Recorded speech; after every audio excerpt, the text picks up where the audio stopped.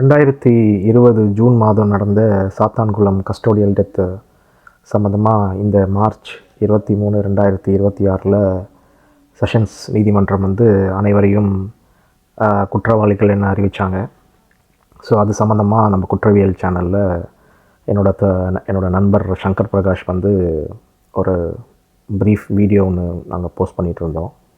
அதில் குற்றவாளிகளை தவிர யார் நம்ம தவற விட்டுட்டோம், குற்றவாளிகளாக அவங்களோட அவங்க செஞ்ச தவறை நம்ம தவற விட்டுட்டோன்றது நாங்கள் போஸ்ட் பண்ணிகிட்டு இருந்தோம். மிக முக்கியமாக 2 பேரை அவர் அந்த வீடியோவில் குறிப்பிட்டு சொல்லியிருந்தார். ஒன்று அரசு மருத்துவர், இன்னொன்று ஜுடிஷியல் மேஜிஸ்ட்ரேட், யார் இவங்களுக்கு கஸ்டடிக்கு அப்ரூவல் கொடுத்தாங்களோ. இப்போது ஏப்ரல் 6ஆம் தேதி திங்கட்கிழமை அன்றைக்கி அதோட வேர்டிக்ட் வந்திருக்கு. அதில் கேஸில் சம்மந்தமான 10 பேரையும் மதுரை செஷன்ஸ் நீதிமன்றம் குற்றவாளிகளாக அறிவித்து அவங்களுக்கு அதிகபட்ச தண்டனையாக தூக்கு தண்டனையாக கொடுத்துருக்காங்க. 10 பேரில் ஒருத்தர் இந்த ட்ரையல் டைமில் இறந்து போனதுனால மீதி 9 பேருக்குமே அவங்களுக்கு அதிகபட்ச தண்டனையாக தூக்கு தண்டனையும் ஃபைனும் போட்டிருக்காங்க. ஸோ இந்த வீடியோவில் நம்ம எதை பற்றி டிஸ்கஸ் பண்ண போகிறோன்னா, இந்த மாதிரி கஸ்டோடியல் டெத்தில் இந்த கன்விக்ஷன், குறிப்பாக இந்த சாத்தான்குளம் கேஸில் கன்விக்ஷன் ஆகிறதுக்கான சில முக்கியமான காரணங்கள் இருக்குது.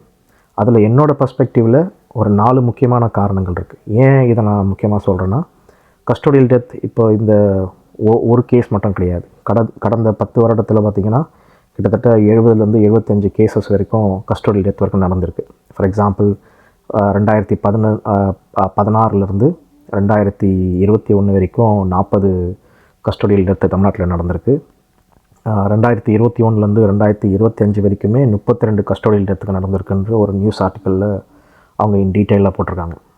இது மட்டும் இல்லாமல் அஃபிஷியல் ரிப்போர்ட் NCRBயோட க்ரைம் இன் இந்தியா ரிப்போர்ட்லேயுமே போய் செக் பண்ணி பார்த்தா அதுலேயுமே சராசரியாக ஒரு 4-5 கஸ்டோடியல் டெத் எவ்ரி இயர் தமிழ்நாட்டில் நடக்குதுன்னு போட்டிருக்காங்க. அப்படி பார்த்தா கூட கடந்த 10 வருடங்களில் ஒரு 50 கஸ்டோடியல் டெத்தில் நடந்திருக்கு. ஆனால் அதில் எதுலேயுமே கன்விக்ஷன் இன்னும் ஆகலை.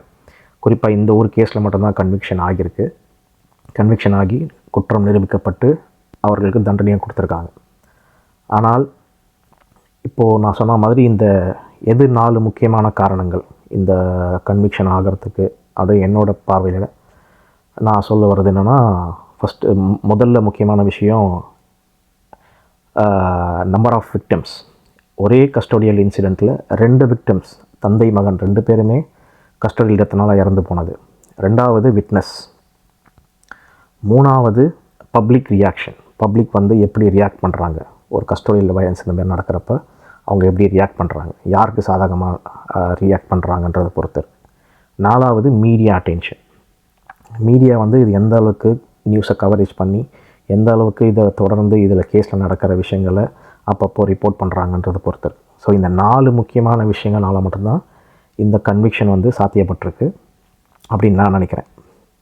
ஸோ இன் டீட்டெயிலாக இப்போ நம்ம சொல்லணுன்னா, நான் சொன்ன மாதிரி முதல் காரணமாக 2 விக்டிம், அப்பா மகன் 2 பேருமே ஒரு கஸ்டோடியல் இன்சிடெண்ட்டில் இறந்து போகிறது சாதாரண விஷயம் கிடையாது. ஏன்னா கோர்ட்டுமே அதான் சொல்லியிருக்கு, இது நார்மலான கேஸ் கிடையாது, rarest of the rare case. அதனால தான் இவங்களுக்கு அதிகபட்ச தண்டனையாக கொடுத்துருக்காங்க. ஏன்னா யூஸ்வலாக நடக்கிற கஸ்டோடியல் டெத்தில் ஒரு விக்டிம் தான் இறக்க வாய்ப்பு இருக்குது. ஆனால் இந்த கேஸில் 2 பேர், அதுவும் ஒரே ஃபேமிலியை சேர்ந்த தந்தை மகன் இருக்கிறப்போ இது மிக முக்கியமான கேஸாக பார்க்கப்பட்டது. அதனால தான் இது ரேரஸ்ட் ஆஃப் த ரேர் கேஸாக கோர்ட் சொல்லியிருக்கு. 2வது மிக முக்கியமான விஷயம் விட்னஸ். நான் சொன்ன மாதிரி நிறைய கஸ்டோடியல் டெத் வயலன்ஸில் விட்னஸ் இருக்காதனால தான் போலீஸால் ரிப்போர்ட்டும் பண்ண முடியல, இது கன்விக்ஷனும் ஆகாமல் இருக்குது. இந்த கேஸில் 3 காவலர்கள் விட்னஸாக இருந்திருக்காங்க. அதில் குறிப்பாக ஒரு பெண் காவலர். ஏன்னா இப்போ போலீஸ் இன்வெஸ்டிகேஷன், அதாவது மேஜிஸ்ட்ரேட் ஆர்டர் கொடுத்து கேஸை இன்வெஸ்டிகேட் பண்ணுறப்ப அந்த CCTV கேமரா இருந்த பதிவுகள்லாம் அழிக்கப்பட்டிருக்கு. அதனால் அதுக்கு சப்போர்ட்டாக இருக்கிற ஒரே எவிடன்ஸ் பார்த்திங்கன்னா இந்த விட்னஸ் 3 காவலர்களே, அதுவும் அதே துறையில் வேலை செய்கிறவங்க, அந்த கேஸை பற்றி அவங்க சாட்சி சொல்கிறதுன்றது சாதாரண விஷயம் கிடையாது. ஏன்னா நம்ம நிறைய கேஸஸில் கஸ்டோடியல் டெத் நடந்திருக்கு. அதில் எத்தனை காவலர்கள் அவங்க துறையை சேர்ந்தவங்களுக்கே அதை அந்த துறையை சேர்ந்தவங்களுக்கே அகெயின்ஸ்டாக சாட்சி சொல்லுவாங்கன்றது நமக்கு தெரியாது. அது ரெண்டாவது முக்கியமான காரணம். மூணாவது முக்கியமான காரணம் பப்ளிக் ரியாக்ஷன்.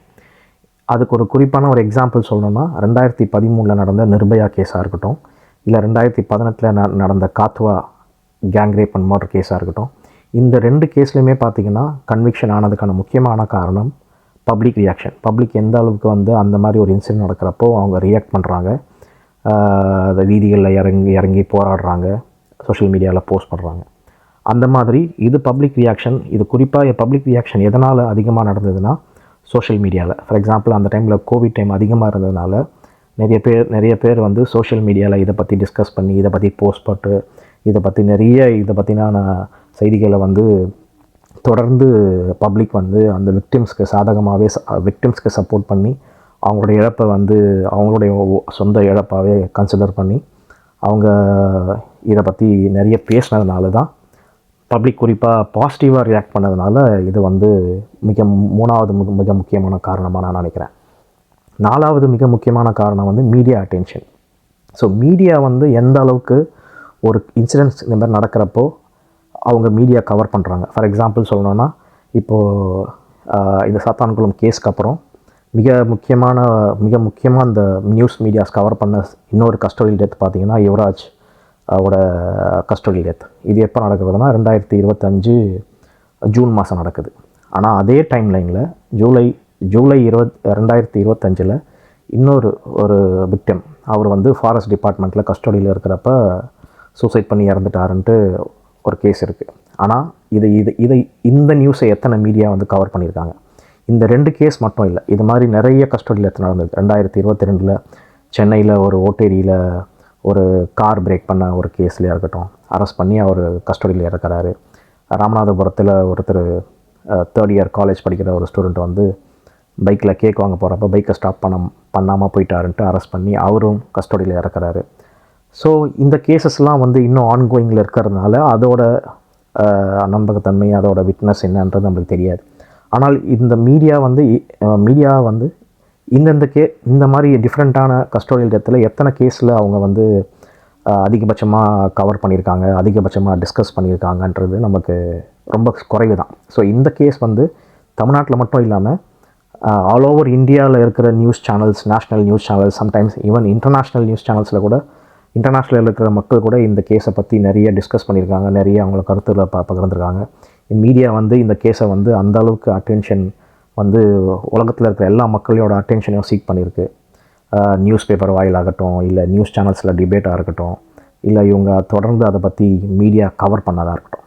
ஸோ எந்தெந்த கேஸ்லலாம் மீடியா அதிகமான அட்டென்ஷன் கொடுக்குதோ அந்தந்த கேஸில் வந்து போலீஸ் மிக விரைவாக ஆக்ஷன் எடுத்திருக்காங்க, காவல்துறை மிக ஆக்ஷன் எடுத்திருக்காங்க, இங்கே இருக்கிற கோர்ட் சிஸ்டம், ஜுடிஷியல் சிஸ்டம் வந்து மிக ஆக்ஷன் எடுத்திருக்காங்க. ஸோ இதுதான் நான் என்னோடய கண்ணோட்டத்தில் பார்க்குற 4 முக்கியமான காரணங்கள். ஃபஸ்ட்டு விஷயம் நான் சொன்ன மாதிரி 2 விக்டிம், அப்பா மகன் ஒரே கேஸில். 2வது விட்னஸ், அதே போலீஸ் துறையை சேர்ந்த விட்னஸ். 3வது பப்ளிக் ரியாக்ஷன். 4வது மீடியா அட்டென்ஷன். ஸோ என்னதான் இந்த கேஸில் வந்து 6 வருஷங்களுக்கு அப்புறம் வேர்டிக்ட் வந்திருந்தாலுமே இதில் வந்து 2 நல்ல விஷயங்கள் நடக்க வாய்ப்பு இருக்குது. ஒன்று வந்து அதர் பெண்டிங் கேசஸ், இப்போது ஆன்கோயிங் ட்ரையலில் இருக்கிற அதர் கஸ்டோடியல் கேசஸ்க்கு வந்து தண்டனைகள் கிடைக்க வாய்ப்பு இருக்குது. 2வது, இப்போ இது அதிகபட்ச தண்டனையாக கொடுத்ததுனால ஃப்யூச்சரில் இந்த மாதிரி கஸ்டோடியல் டெத் நடக்காமல் வாய்ப்பு இருக்குது. ஃபார் எக்ஸாம்பிள், இப்போது என்னோடய நண்பர் சங்கர் பிரகாஷுமே எக்ஸ் வலைத்தளத்தில் இதை பற்றி டீட்டெயிலாக சொல்லியிருக்காரு. இந்த 6 வருஷத்துக்கு அப்புறம் இந்த மாதிரி ஒரு கடுமையான தண்டனைகளை கொடுக்கறதுக்கு பதிலாக அந்த கேஸ் நடந்த கொஞ்ச நாள்லேயே ஈவன் அவங்களுக்கு லைஃப் சென்டென்சஸ் கொடுத்துருந்தாலுமே அதோட எஃபெக்ட் பார்த்திங்கன்னா அதிகமாக இருந்திருக்கும். ஸோ தூக்கு தண்டனை வந்து அதிகபட்ச தண்டனையை லேட்டாக கொடுக்கறதுக்கும் ஈவன் லைஃப் சென்டென்ஸோ இல்லை டேர்ம் ஆஃப் சென்டென்ஸோ சீக்கிரமாக கொடுத்துருந்தால் இப்போ இந்த மாதிரி குற்றங்கள், இப்போ யுவராஜ் போல் ஒரு விக்டிமோ இல்லை அதுக்கு அடுத்து நடந்த நிறைய கஸ்டோடியல் வயலன்ஸுமே நடக்காமல் வந்து நம்ம தடுத்துருக்கலாம். ஸோ ஜஸ்டிஸ் என்னதான் 6 வருஷத்துக்கு அப்புறம் கிடச்சிருந்தாலும், கிட்டத்தட்ட 6 வருஷம் ஆகிடுச்சு, 6 வருஷத்துக்கு அப்புறம் கிடச்சிருந்தாலும் இந்த மாதிரி நல்ல விஷயங்கள் நடக்கவும் இதில் வாய்ப்பு இருக்குது. ஸோ தொடர்ந்து நம்ம வந்து நிறைய கஸ்டோடியல் வயலன்ஸ் இதை பற்றி நடந்திருக்கு. ஒரு கேஸாக நம்ம வந்து இன் டீட்டெயிலாக பார்க்கலாம். கஸ்டோடியல் டெத்து மட்டும் இல்லாமல் கஸ்டோடியல் வைலன்ஸும் நிறைய இடத்துல வந்து நடக்கிறத நம்ம பார்க்குறோம் தமிழ்நாட்டில். ஸோ தொடர்ந்து நம்ம இன்னும் வருங்காலங்களில் அந்த கஸ்டோடியல் டெத்தை பற்றியும் கஸ்டோடியல் வைலன்ஸை பற்றியும் இன் டீட்டெயில்டாக நம்ம வந்து பேசலாம்.